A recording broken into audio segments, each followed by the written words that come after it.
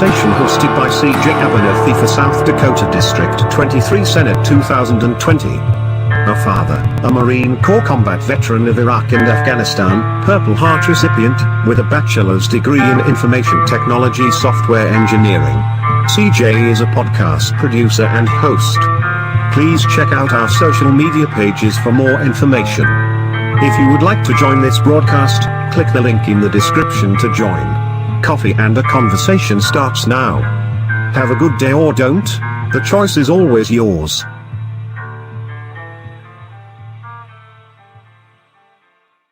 Good. Well, this ain't good. I don't think my mic is working today. Well, shit. Audio check. Is it working? I think it says it's working. Why can't I hear anything? Interesting.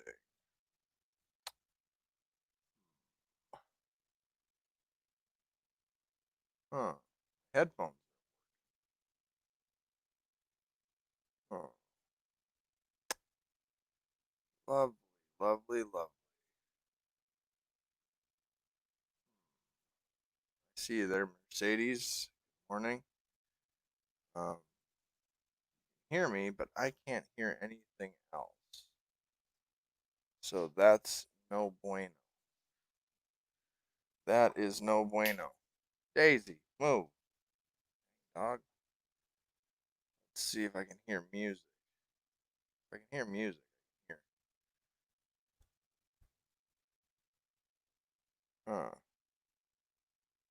What is going on?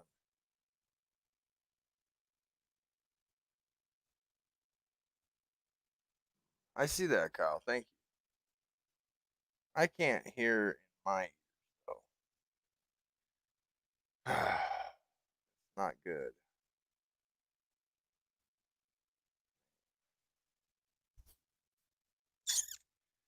What a day. I wonder if I go like this. Open the sound settings up. Go. Sound devices. Bluetooth. Is it? That was a problem. Oh.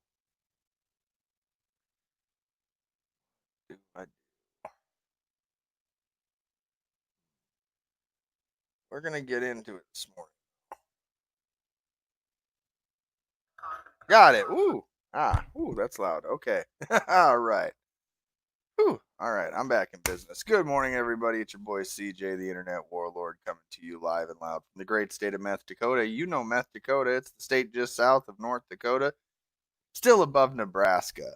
So we've got that going for us. But the state, nonetheless, that is on meth by proclamation, the queen of meth herself, Governor Kristi Noem. And today we are going to be discussing our beloved queen and our further plummet down the sanity or insanity rabbit hole, whichever I guess you prefer. There's so much cognitive dissonance going on in this world, and I'm sure there's somebody out there that's like, CJ's the problem. CJ is the problem. And I'm their villain in their story. And I couldn't tell you, I am more honored, never been more honored than to be the villain in someone else's story. I got these new little headphones here a while back, and I wanted to try them because I want to get rid of these bulky ass things in my ears. So I got these little Bluetooth earphones that I was trying to get to work. That's why my sound was off this morning. So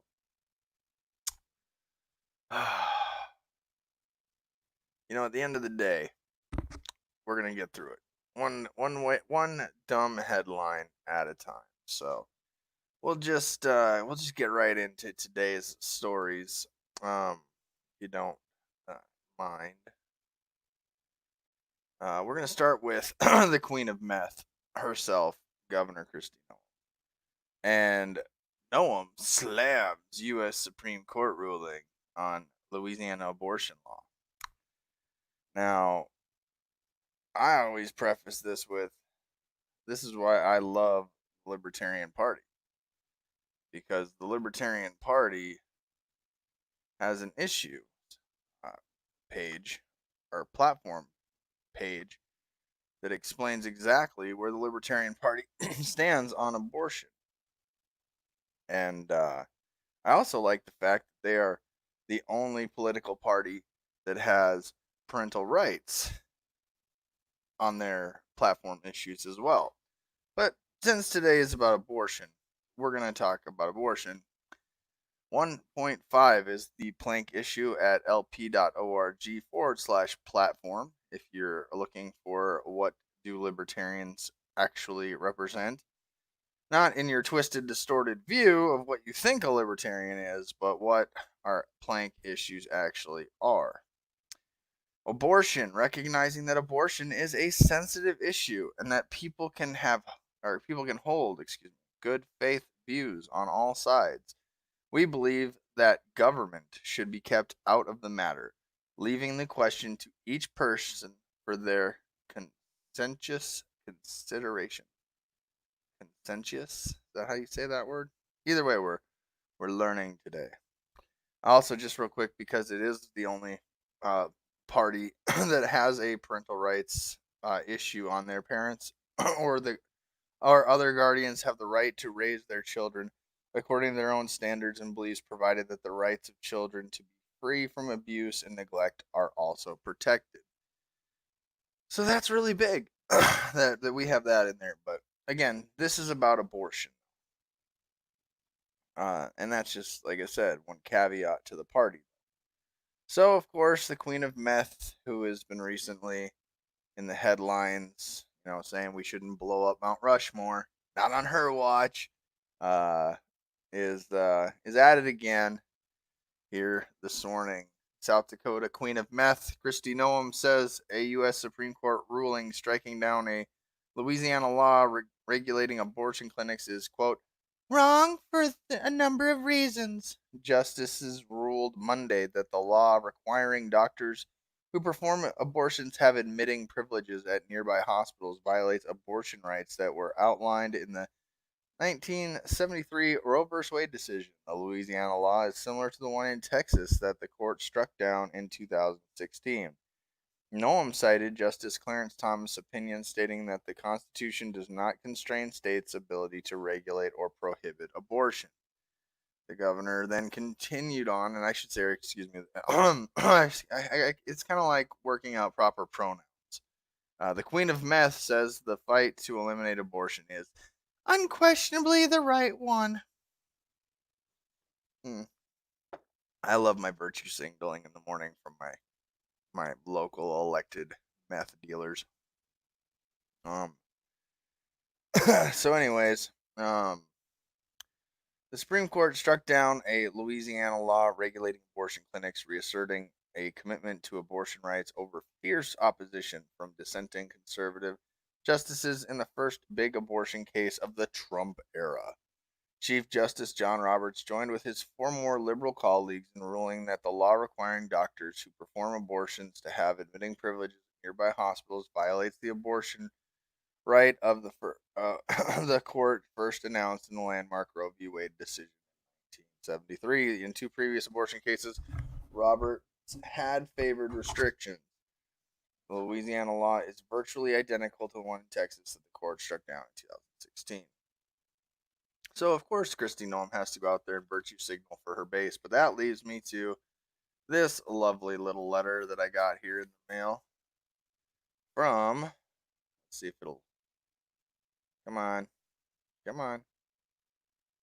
guys are just going to have to trust me on this one, I guess. It's not coming in. Well, it says Libertarian Party, the Abolish Abortion Plank Caucus. Man, they know the convention's coming up, so they figured, well, we better get to getting. So again, as we go through this, a little too big, huh? That's what she said, huh? All right. So I haven't opened this, as you can see. I have no idea what it's saying. And as a delegate to the National Convention this year, my vote, well, to the LNC, it doesn't matter, and that's a whole nother story. I'm 99.9999% convinced that the LNC has been corrupt for a minute, and as a result, the two parties are saying, "Hey, the sentiment the hate for the government is growing faster than the coronavirus, and they can't contain it. And so, what better way to do than use COINTELPRO, blackmail people, and then the LNC? They just basically abolish themselves. They abolish the party, throw it into chaos, kind of like what Nicholas Sarwark tried to do in the previous online convention there. Dear delegate, this one issue that divides libertarians is the Libertarian platform, party platform, Plank 1.5. Libertarians are divided between pro-choicers. Government at all levels should be kept out of the matter. Pro-lifers, government may enforce the non-aggression principle to protect unborn humans. And evictionists, mothers may evict, but government should protect viable unborn humans. Had a recent outstanding libertarian debate between Walter Block and Kerry Baldwin. A third of the audience was pro-life, a third was pro-choice, and the final third was evictionists. Yet, the LP platform doesn't reflect this diversity of opinion, as it states that government should be kept out of the matter, a clear pro-choice position that is out of step with the vast majority of Americans.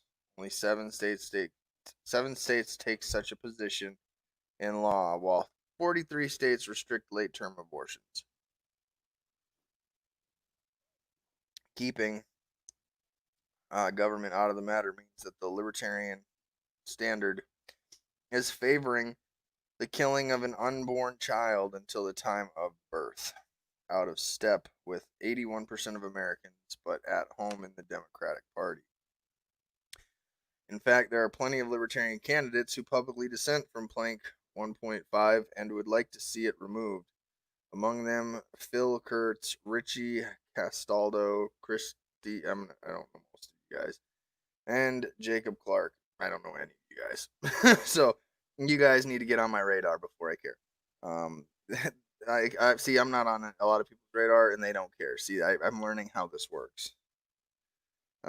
These other candidates should not have to run under a pro-choice platform often used to point out how they are out of sync with the party. 3 of our LP presidential contenders this cycle were also pro-life: Justin Amash, Sam Robb, and Jacob Hornberger. And the nominee for the LP, Joe Jorgensen, is publicly on record as favoring the elimination of Plank 1.5. So people are looking for another party, and they look towards the Libertarian Party and they say, well, I can be in the Libertarian Party because I'm pro-life. And a lot of libertarians send that message out. Oh, I can't be, excuse me. Let me recorrect the record here. So they look towards the Libertarian Party and they say, well, I can't be in the Libertarian Party because I'm pro-life. And a lot of libertarians send that message out that if you don't agree with us 100, you can't be in our party.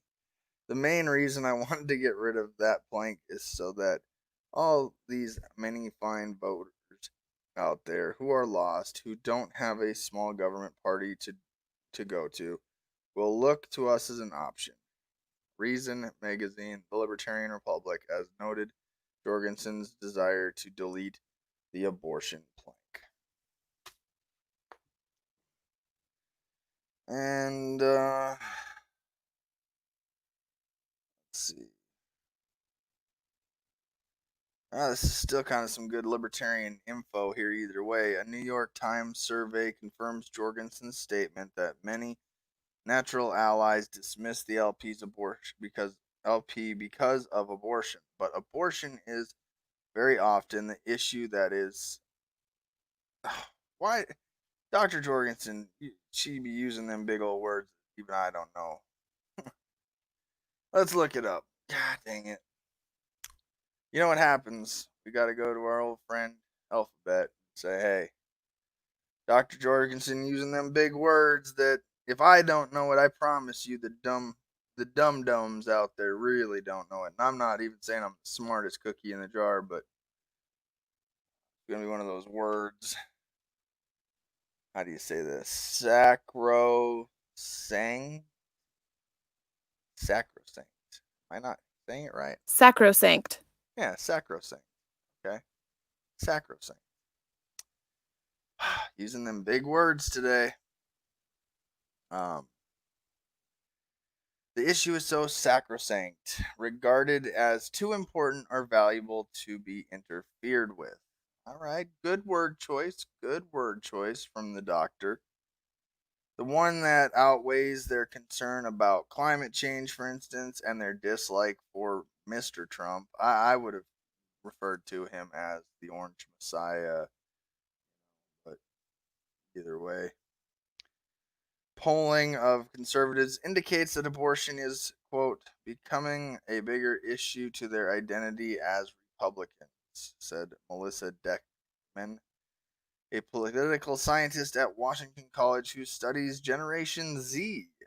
This is an issue that just become non-negotiable even among younger people, given the Republican Party's failure in the most basic pro-life task of funding Planned Parenthood and wholesome abandonment of limited government principles. Let's make the switch easier for limited government advocates like those in the Republican Liberty Caucus. Repealing Plank 1.5 will grow the party. Now, this is where I can already hear it.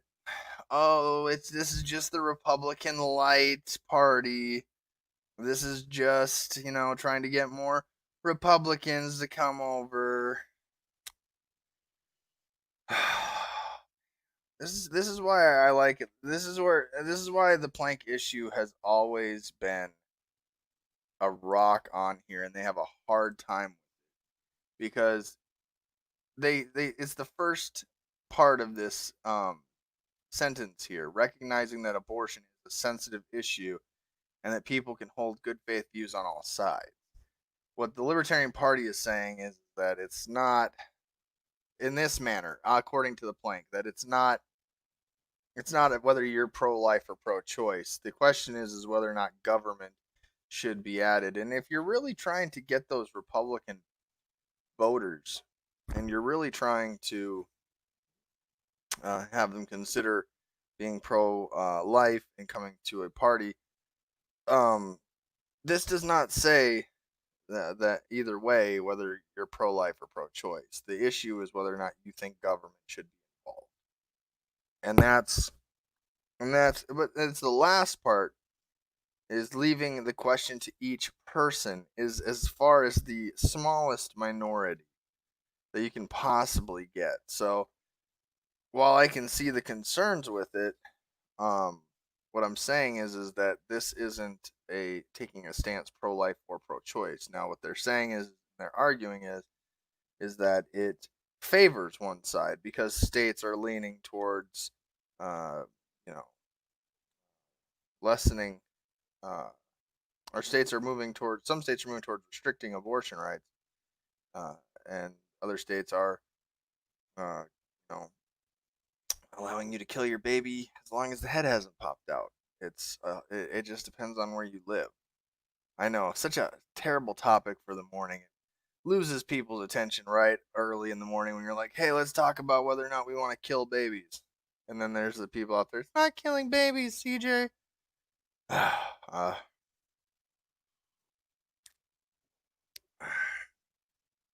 So, if you ask me if removing it just to appease Republican little L libertarians, then no, I don't support it in the sense that it's just mainly to support little L libertarians from the Republican side of things. The Republican light caucus. Let's unite libertarians by making the LP neutral on abortion, which it already is. See, this is where you're killing your argument. Your next paragraph down, let's unite libertarians by making LP neutral on abortion. This is neutral. It has been neutral for a very long time, saying that it's leaving it up to a state's issue. It's the 10th Amendment. And that we think that as the Libertarian Party, government shouldn't be involved. It should be a state's issue, but certainly good faith arguments on both sides, as it says, and that's why again it's a tricky one. But if you're, like I said, if your goal in this is just to grow it for Republican, make this party Republican light, I disagree. Adopting the Kentucky LP plank is an option.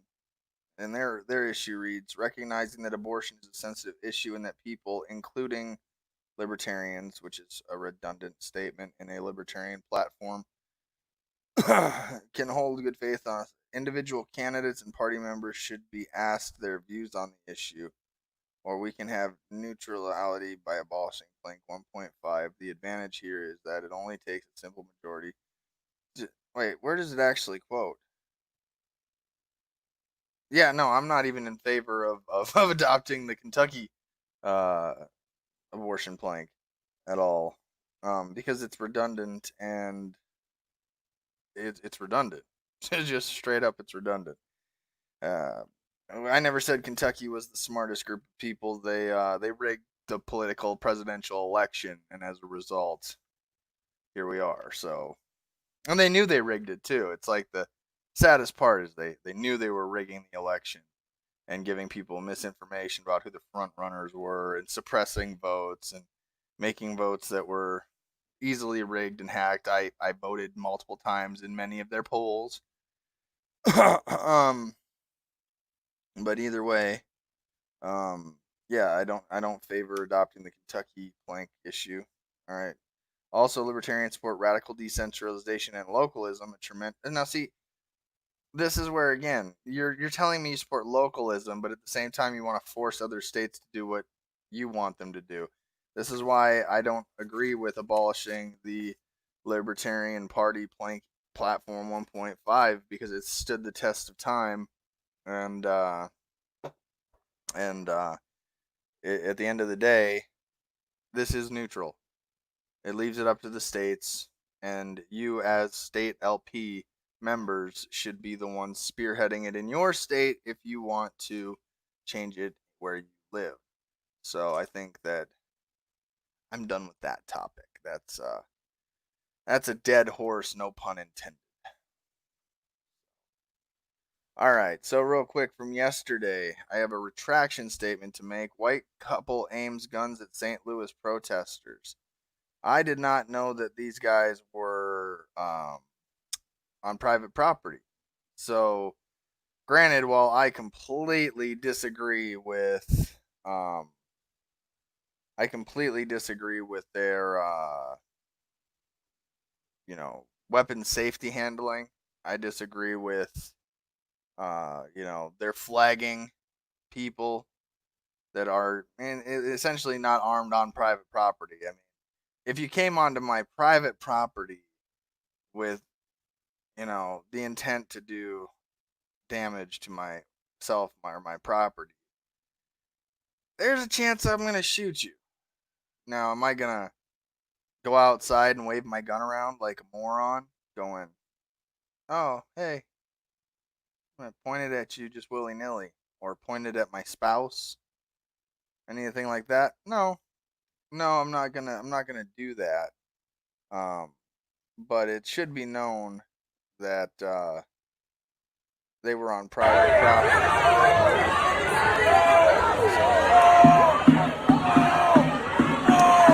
And the thing that gets me on this, though, is that it looks like it's public. So when you see the video on its face, you go, "Oh, well, they're just on a public road. What are these people doing?" That's fucking insane. But it's private property. Now, that's not how you hold a rifle. That's not how you properly hold a pistol. These people aren't showing a violent escalation of force, at least perceived on the video. But they did break onto private property. So, while I would tell these people, go take a weapons safety class, go actually get educated on how to properly brandish and openly carry a rifle or a pistol. So that way somebody like me who's been trained how to actually properly carry and properly brandish,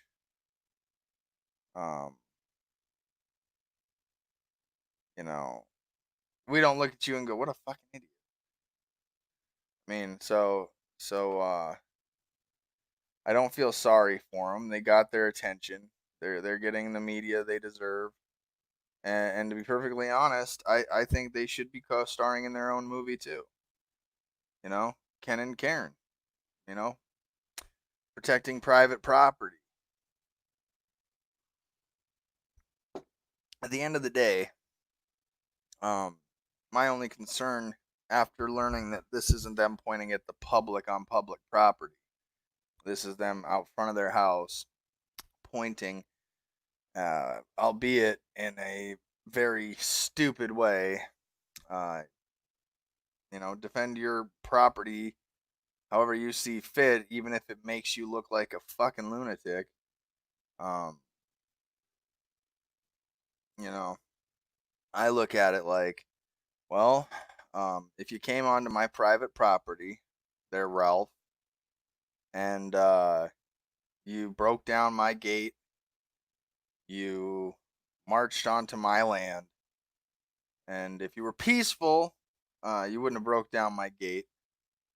If you were peaceful, you would be considerate of my property rights. So the fact that they didn't shoot anybody, given how much lack of weapon safety they have and how much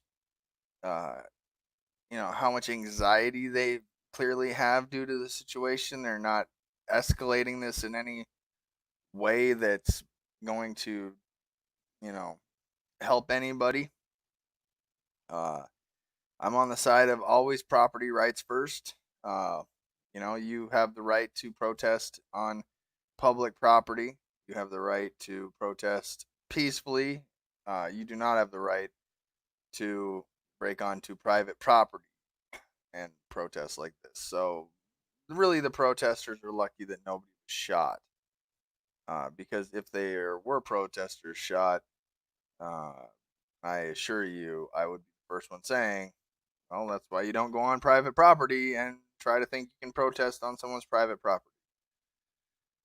Do I think, like I said, it was stupid that they were brandishing that way and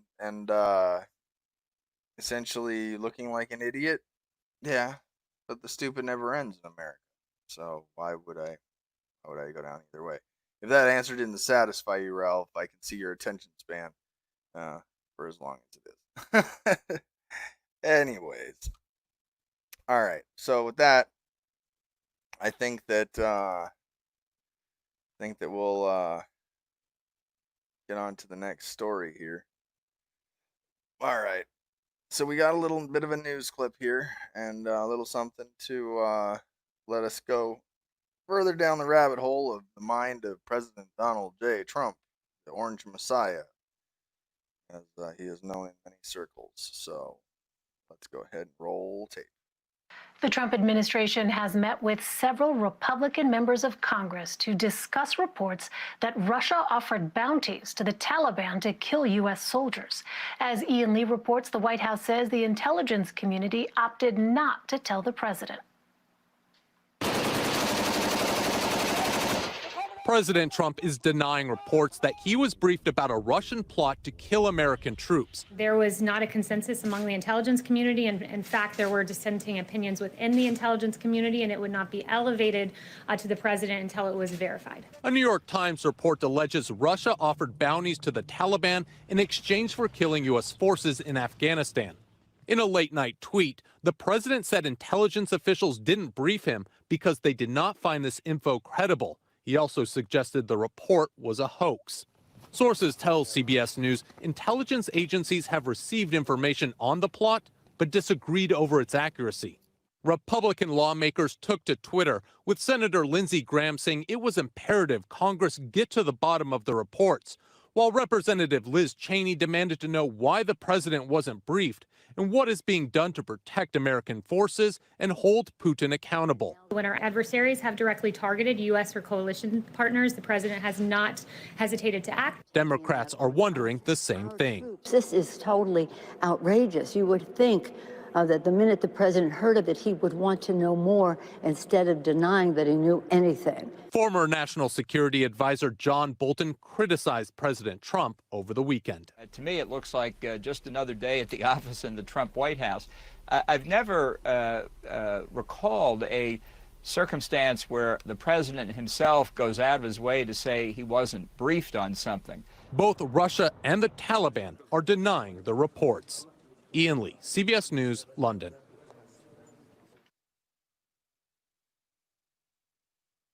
Wow. So the president's like, no, that Russian shit, I didn't hear about that. I didn't hear about that at all. Well, that'll be interesting to follow as we learn more about what is it, 19522 or something? I don't know. I didn't get to the story, but yesterday or whatnot, but for another day. Why would a president deny being briefed on it? People are saying he was. Just sounds like another perfectly feasible lie for the president of the United States. Trump spends millions on battleground TV ads. His campaign sees warning signs in key states. And it makes you go, uh-oh, this is what we've been covering. Like, this isn't just fake news polling.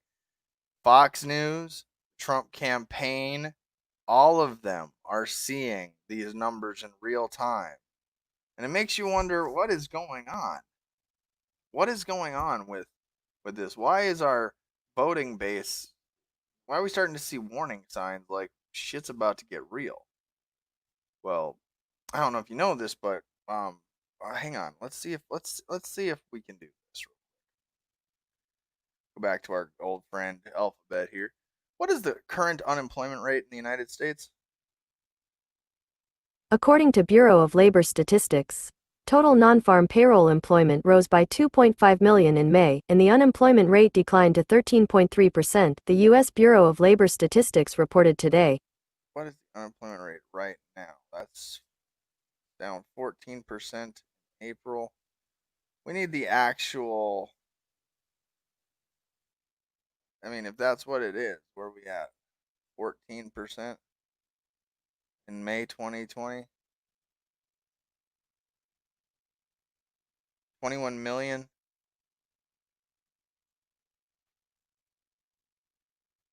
Oh, it fell to 21 million. Oh. You got a large voting block of people out there that are going, fuck you. This coronavirus shit's bullshit. Fuck every single person that says it because they lost their job. They don't give a fuck what you think about coronavirus. They don't give a fuck about your shit. They are not making a paycheck. And they're going to affect your polling. Because everybody in that 20 million, everybody knows somebody affected by this, if not affected yourself.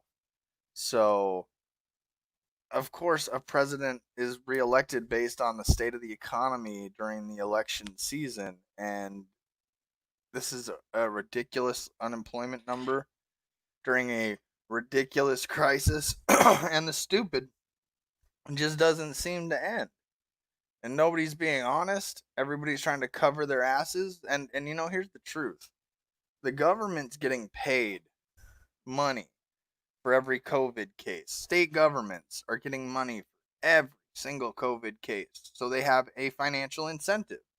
Much like Title IV D&E, there's a new financial incentive to label everybody COVID-19 in some way, shape, or form or facet that you can get it to. So the writing's on the wall for the Trump campaign, and it really is sad to see that a lot of people can't just be honest about what the government is actually doing. But as a result, Trump is in a fragile mood and may drop out of the 2020 race if poll numbers don't improve. And this is not only this is multiple articles. Now, this is where I disagree with their subline. Recent polls have shown president losing support among older white voters to Joe Biden. They're not including Joe Jorgensen in any of these polls. And it's real easy for the Libertarian Party to go, see, Joe Jorgensen, this could be the gold rush that we've all been waiting for. And it's nice to think that. But what we need from our presidential and vice presidential candidates at this time is to get on these national media outlets. Raise the stink. Do what you got to do to get on Fox freaking News. Do what you got to do to get on MSNBC.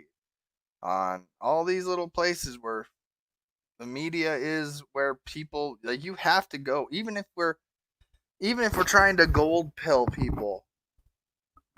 Even if we're trying.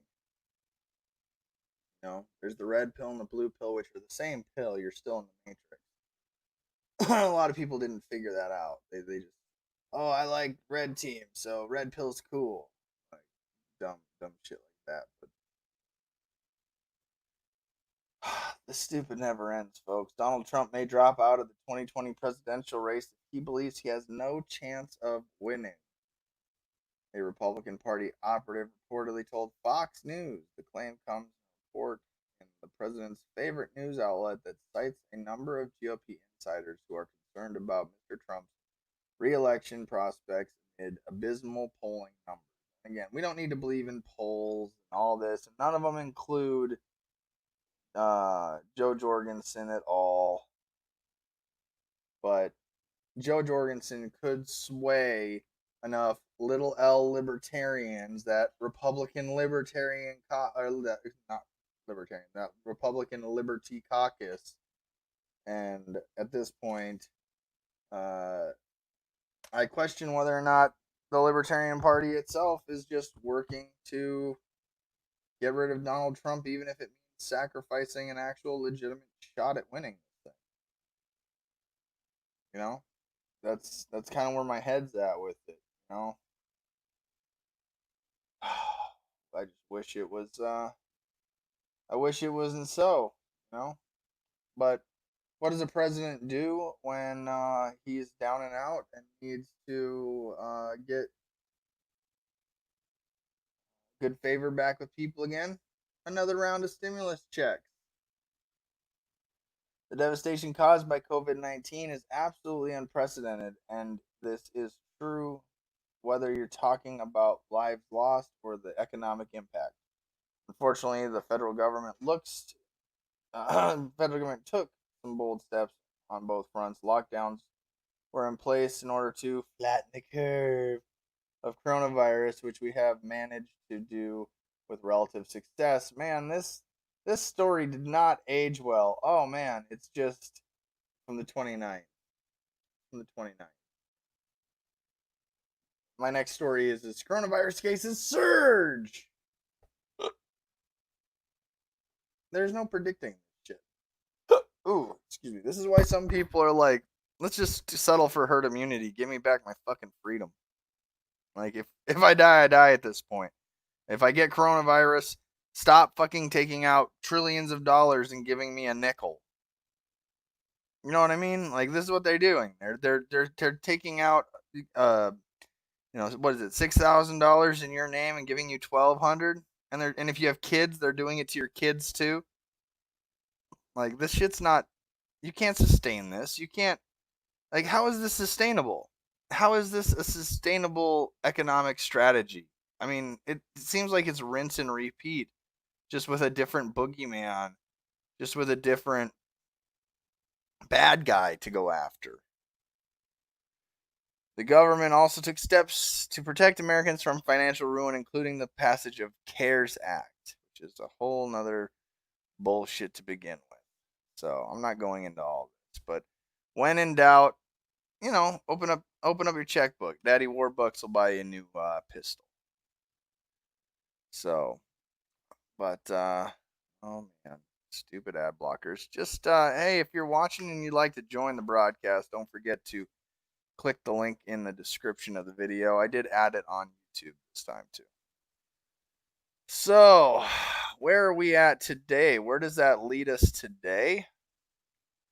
Well, Alex Jones leads anti-mask protest at Capitol. Now, for those of you that don't know, I was a fan of Alex Jones once back in the day. I've met his ex-wife in D.C. Nice lady. Not gonna say she's not. Although I'm sure Alex will disagree. I tried to meet Alex Jones actually. Begged him and pleaded him to take up the issue that we were marching with in D.C. and to no avail. But and again, I'm not saying I'm anybody Alex Jones would give a fuck about. But at the end of the day, I thought this is kind of fucking cool. I don't care what you say about. I mean, if you have the right to protest and you have the right to do what you see fit in a peaceful assembly and redress of grievance, from all reports, this was a peaceful assembly and redress of grievance, even if you disagree with the message. So, just thought, man, how badass is it though to show up in something like that in the turret, and just thought it was kind of cool. He did his thing. He got on the mic. He talked that they're turning the freaking frogs gay talk, and at the end of the day, hey, you can protest just as much as anybody else. And I find it hilarious that some would be like, oh God, Alex Jones. Alex Jones, Alex Jones, Alex Jones. All right, so give me just a second here. I'm going to grab something that's required for the broadcast.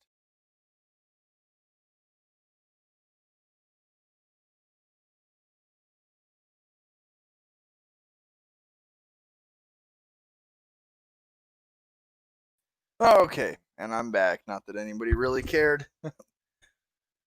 All right, we're getting closer to the end here. So if you do want to join the broadcast this morning, feel free to click the link in the description. You too can join and not just be a looky-loo. As always, with any good cop story, we need a donut. So today's donut is from The Stop here in Eureka, South Dakota. They make them fresh. And this one's a maple donut. So I'm looking forward to that. All right. So, a Detroit police officer caught on video plowing through a group of protesters, quote, believed they could be shot at. Chief. The shocking incident unfolded late Sunday following a rally against police brutality, deportations, and other issues. Now, it's pretty interesting when you go from I'm gonna try to play devil's advocate this morning, and I'm going to try to put myself in the shoes of a cop, for which I have never been. I mean, a military member, rules of engagement, combat zone. I mean, I'd like to think I could empathize, not necessarily relate an experience, but empathize with position as a person. So, the police chief here, I highly doubt it's going to give me the video this morning. Oh, it is. Lovely. Come on, baby. Give me that video. Roll that beautiful bean footage. Atlanta police officer fired after killing of Rashard Brooks, which is a story we covered. I don't believe that was murder. Faces 11 charges. The second officer faces 3 charges. Detroit's police chief weighs in on that. But wanted to get to the video here. Is there no video? There's no video. Man.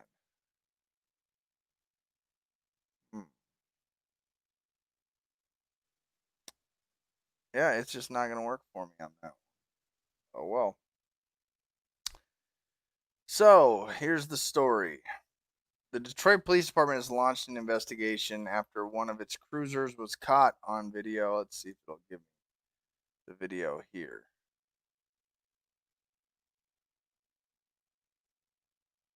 I guess it's not going to give me the... It's not going to give it to me, huh? Well, shoot. Man.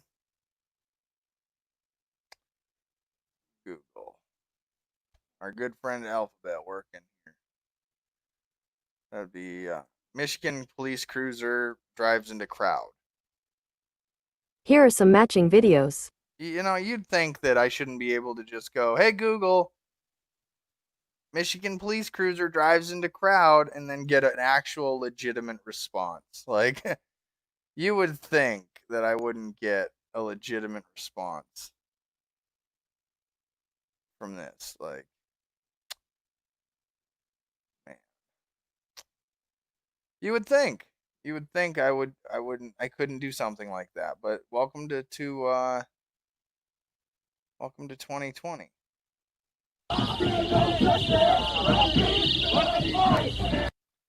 You hear that sound there? They're also using sonic technology warfare against people.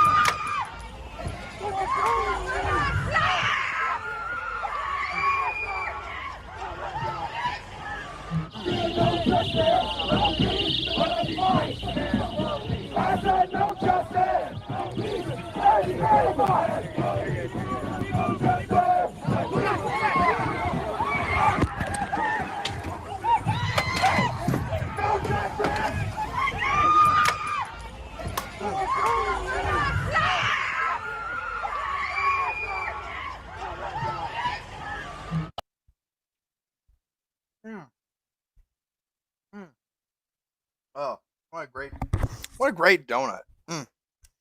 Bavarian cream maple bar. Oh, wow. A little sweet though. A little sweet.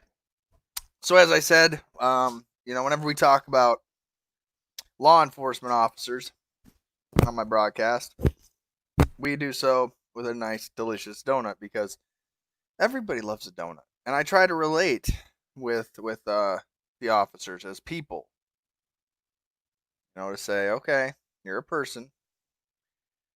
But so the shocking incident unfolded at the rally, and Jay Bass, a 24-year-old who claimed to be one of the men seen thrown to the ground, said he went super fast. Me and a couple of other organizers that were with me just went flinging off. We went flying. He ran over a couple people's arms, feet. I think I was the last person on the car. I was just holding on to the car. I could feel him speeding up, and then he flinged me off the car. The video of the incident, which has been posted on Facebook, has gone viral, with a crowd surrounding the vehicle while chanting, "No justice, no peace, no racist ass police." I mean, get the quote right there, buddy. You're going to write an article. As one demonstrator leans on the hood of the SUV, which has its sirens blaring, other protesters move in. The police cruiser is inches forward before Its driver accelerates rapidly, sending some of those on the hood tumbling to the ground. The SUV then accelerates and brakes multiple times to clear the remaining protesters out of the way. One man is seen clinging onto the cruiser as it races down the street, while repeated screams of "Oh my God" can be heard coming from the demonstrators. Police say the officer in the area was trying to redirect the marching protesters along a fast route back to the park where the rally was held earlier in the day. The scenes, they say, escalated after one of the protesters busted out the back of the cruiser's back window. Police Chief James Craig told reporters Monday there is a loud crash or bang to the rear of the police car, and again, in their mind, is according to our investigation, they believed they could be shot at or were being fired upon, and because of that, they had to take quick evasive action. When you talk about training, if you run into an ambush situation, the proper course is to get out for your safety, and that is exactly what these officers opted to do. We don't know what broke the window. It could have been a skateboard, could have been anything, he added, but whatever it was, it certainly created enough concern for the officers and their safety to get out. Craig said no officers were hurt. He also said there were repeated efforts of at least some of the 25 to 30 protesters to gain access to the inside of the vehicle where the officers were located. So, in response, he just floored it. So as we go and we look at this, let's see if we can see a busted out window. See if we can see a busted out window. I don't hear it. Let's see if you can hear a sound either too. I didn't hear it. Oh, this is where I'm gonna say bullshit. They actually hit people first, and then as a result, somebody starts hitting the back of the window. You don't hear a crash or anything that sounds like the back of hitting the back of the window. There's the hit right there. You can hear the hit.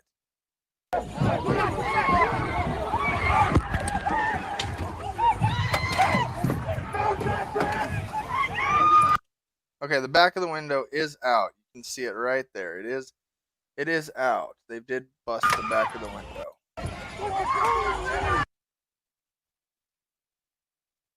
I need to see more of the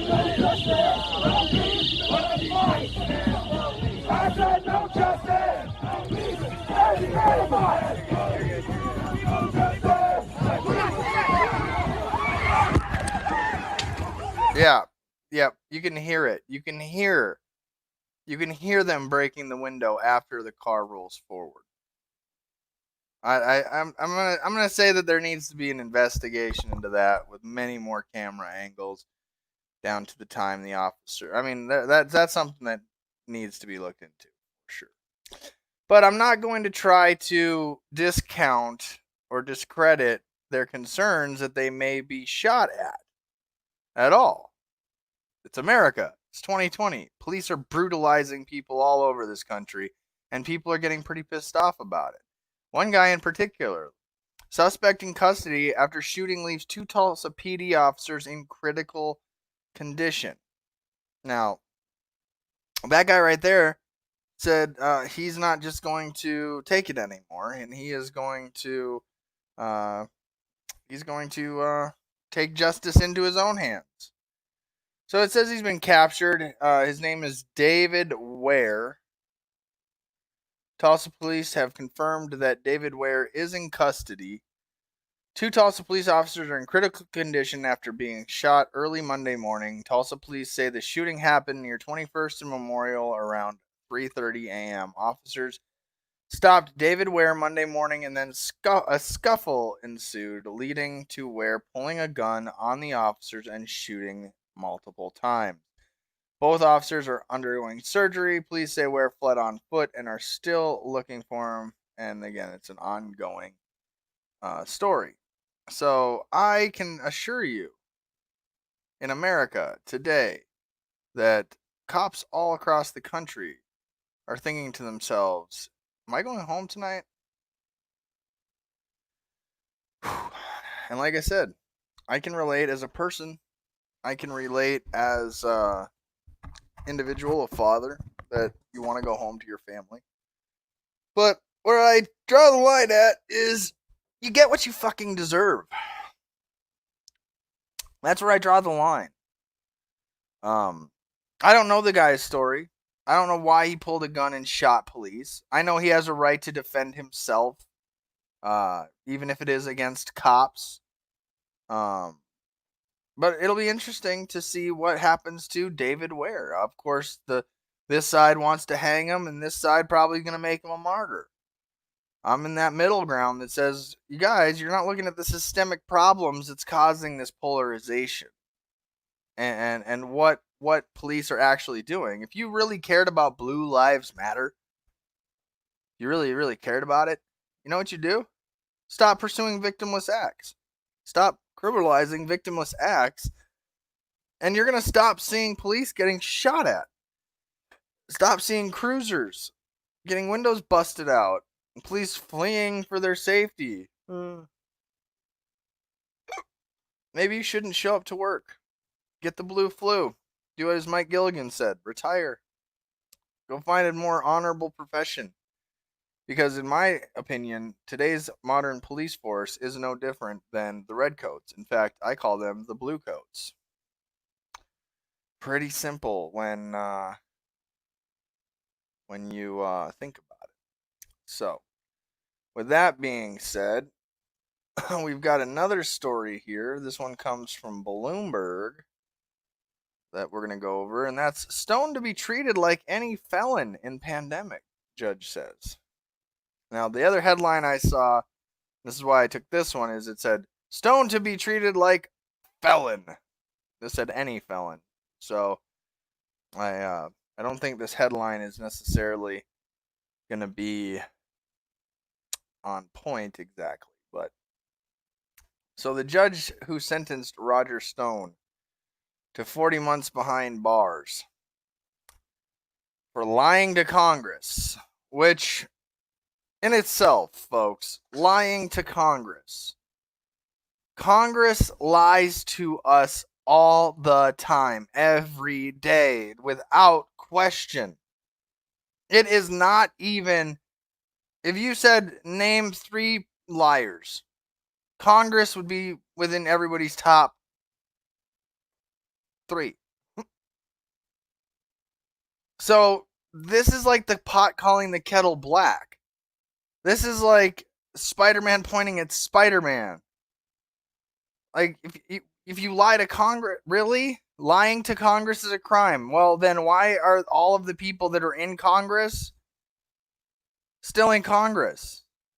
Why aren't they sitting next to Roger Stone? This makes 0 sense to me. But again, I'm not. This is just dumb. The judge who sentenced Roger Stone to 40 months behind bars for lying to Congress said the Republican operative who sought 3 delays in starting his prison term is a criminal and should be treated like one. In a memo unsealed Monday, U.S. District Judge Amy Berman Jackson, who is most likely a Democrat judge in Washington, balked at the government's explanation for not challenging Stone's request for delay of 2 more months because the coronavirus pandemic, saying it didn't add up. For lying to Congress. An entity that on its surface lies to every single one of us every single day, and they still keep their jobs. This makes no sense whatsoever. Jackson had issued a seal decision that extended Stone's surrender date by 2 weeks instead, and ordered Stone confined to his home during that time. Stone on Monday agreed to let Jackson unseal the decision. In it, she noted that the medium security facility in Georgia where he will serve his time doesn't currently have an outbreak, saying, quote, at the end of the day, fuck you, bitch, for using that line. The guiding principle that must be that Stone is entitled to no more or less consideration than any other similarly situated convicted felon. Now listen. Again, lying. Think about this, Judge Jackson. You dumb judge. Lying to Congress when you're talking about Congress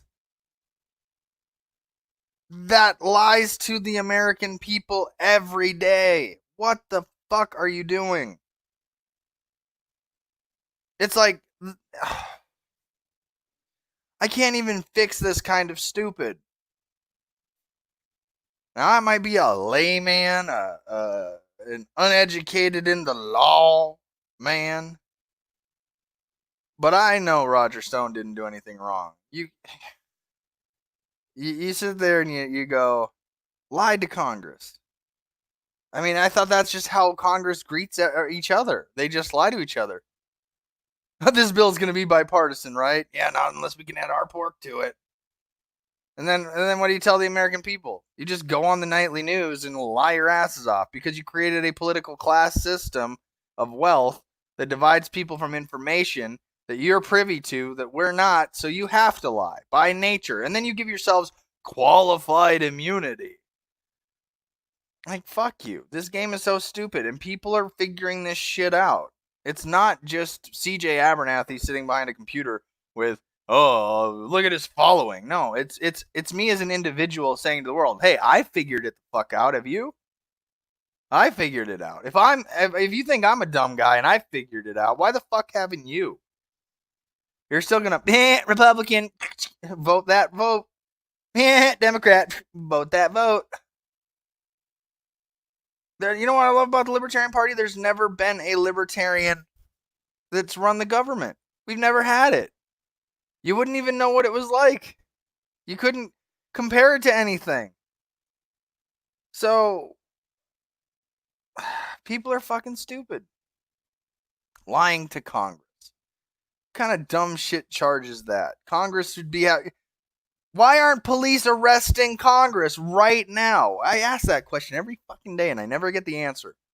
Why are they not arresting these fucking idiots? Duh. They have immunity from lying to the public and to each other. But yet they can look at somebody like Roger Stone and go, they can look at him and go, that's the bad guy. That's the bad guy right there. That's the bad guy. Look at him. He's the bad guy. We want to make sure that everybody knows this guy's the bad guy. He lied. He said something to Congress that wasn't true. Based on whose opinion? In a political world where you could have literally go, that is the sun. And somebody next to you go, no, it's a grapefruit. You're like, no, it's the sun. No, it's a floating magical grapefruit. No, it's the sun. Nuh-uh. So again, Roger Stone didn't do anything wrong. And this is the absolute only time I'm going to say Donald Trump needs to pardon Roger Stone. Well, not only time I'm going to say it, but I mean, this is the only thing that I think Donald Trump can do right in this instance. And you can even hide it behind the premise of everybody lies in Congress. Why the fuck aren't they? They lie to each other, to us, and to just it's common fucking breath. It's like I said, if I figured it out, why the fuck haven't you? So, moving on from Roger Stone, I hope he gets out of this bullshit and onto our screens soon enough. Whew. Man, all right. Now that I've given you that libertarian right-leaning good news, let's give you that libertarian left-leaning good news. After Cam Newton contract, Colin Kaepernick could help 5 NFL teams. Ooh. This is just the headliner, just so you guys know. The teams they're looking at are Washington, New York Jets, Kansas City, Chicago, Philadelphia, Jacksonville. This guy wrote a little longer list, but people are getting upset about this, though, man. You know? The guy can still throw a football. You know, whether you like him or not is irrelevant. Whether you agreed with his protest or not is irrelevant. You know, the guy can still throw. Looks like a 50-yard pass. Like it's nothing. So, again, this story pisses off some of my Republican friends. It really does. You know, like, what? They're taking away the Confederate flag and Kaepernick's getting a job back? I'm not watching NASCAR or football. Man, it's going to be so funny to watch these guys try to find new hobbies, man. I stopped watching football about 5 seasons ago. Just for personal reasons, not because of Colin Kaepernick. I always have to preface that because people will be like, oh, you stopped watching because Kaepernick stopped playing. No, I stopped watching because it just started becoming mundane and blah. And it's just like, you know, you just watch it for so many years. My life revolved around it. You know, every Sunday, every Seahawks game. You know, fantasy football leagues and all this dumb shit. And you go, I don't know. But this leads me to the bigger story of the day, though. Getting rid of the anthem in sports will let people will let the wrong people off the hook. So the story leads you to this, which now is the time to stop playing the national anthem at sporting events. Ooh, this pisses off so many red Republicans. It really does. It gets to you. None of you seem to understand that just because you don't feel oppressed doesn't mean that there's not oppression. Just because you do not understand somebody's protest does not take away their right to do it. Just because you don't agree with how it looks on your TV screen doesn't make it any more or less insignificant.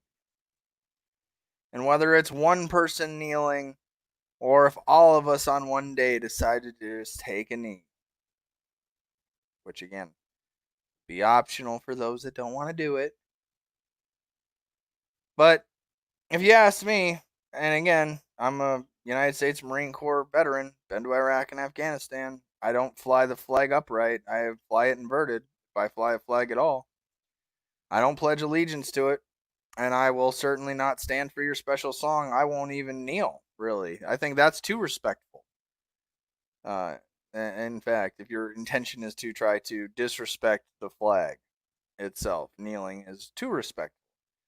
Because, again, Trumplicans and Trumpophiles don't understand that in U.S. flag code, that is not disrespect to a flag. And again, I don't want to really get too far into it because it always hurts their feelings when you say that.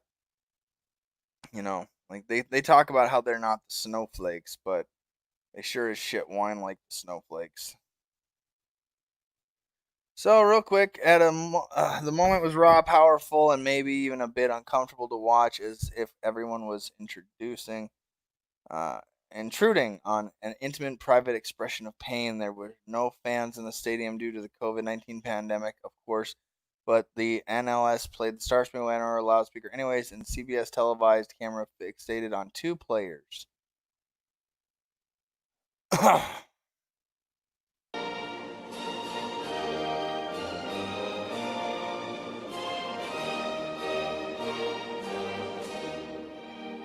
Alright, well, I don't care to hear the special song either. And you know, you can ask whether or not this is staged or not. Oh, did somebody join and I just missed that? Did I just miss that? Okay. You know, either way, I don't care if the special song plays at sporting events. It doesn't bug me any. This is all... Yeah, she's catching the tear. Dude, this shit's so set up. Like, seriously. I'm gonna say this was pre-planned.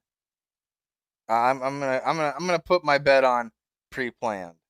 So, But yeah, it doesn't affect me either way. I don't care if your special song is played or not at a sporting event.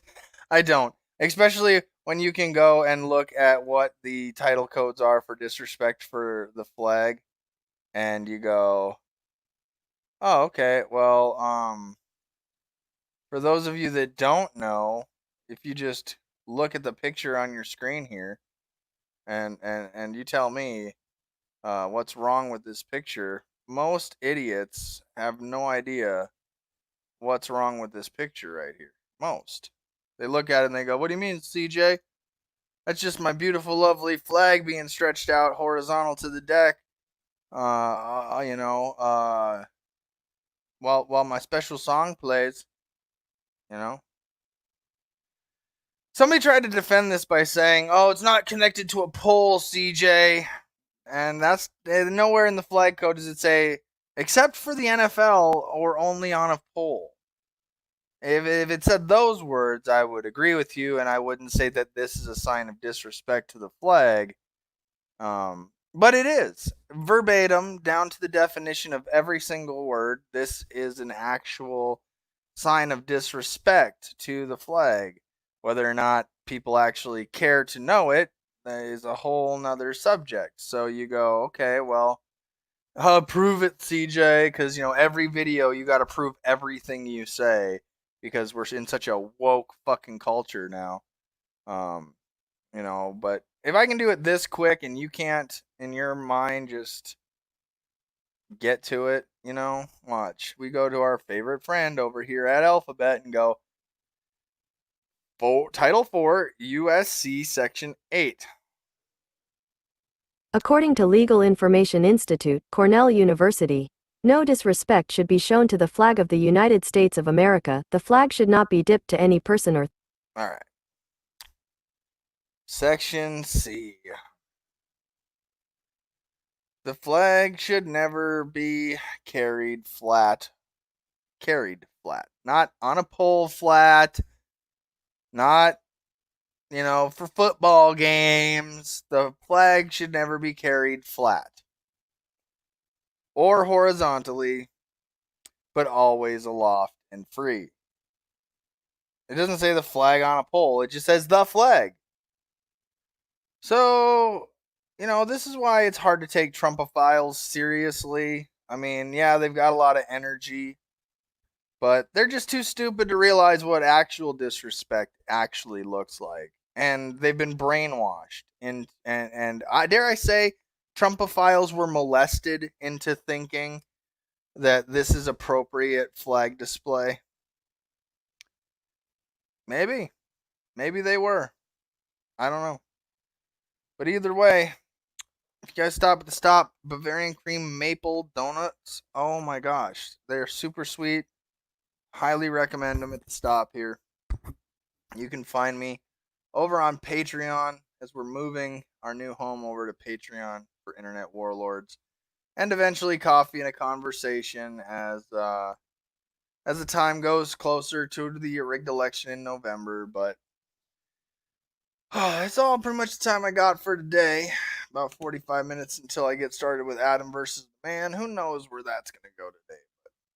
But that's my thoughts for the day. Whether you care to agree or disagree is irrelevant. I give everybody the same option to join the broadcast. Tell me I'm wrong. Nobody does. That's because my message is fucking untouchable.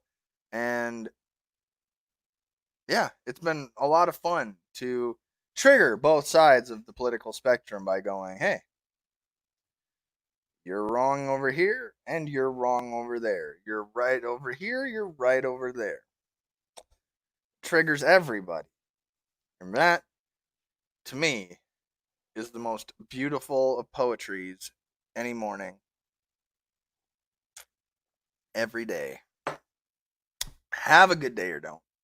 Choice is always yours.